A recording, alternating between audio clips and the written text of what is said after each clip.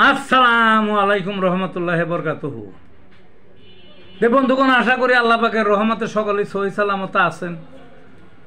কবি Gazi আক্কাসাল YouTube channel 017140885009 এর পক্ষ থেকে আপনাদের সকলের প্রতি রইল একান্ত আন্তরিক শুভেচ্ছা ভালোবাসা। বন্ধুগণ, এখন আপনাদের সামনে যে বয়ানটা রাখবার চেষ্টা করব সেটা হলো পুরুষের অন্ডকোষের বিশৃঙ্খলায় হোমিওপ্যাথিক কারিশমা।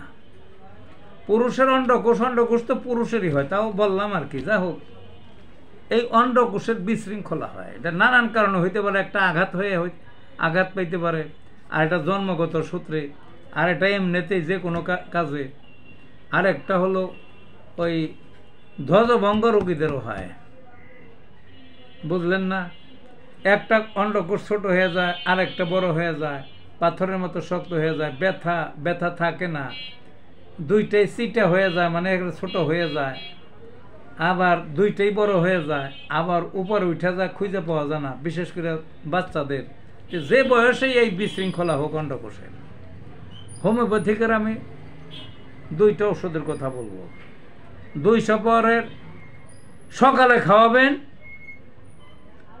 আর্জেন্ট নাইট 200 পরের সকালে 1 ডোজ, আর বিকালে খাওয়াবেন ওরা মেট 200 পরের 1 ডোজ। এইভাবে কিছুদিন খাওয়াবেন।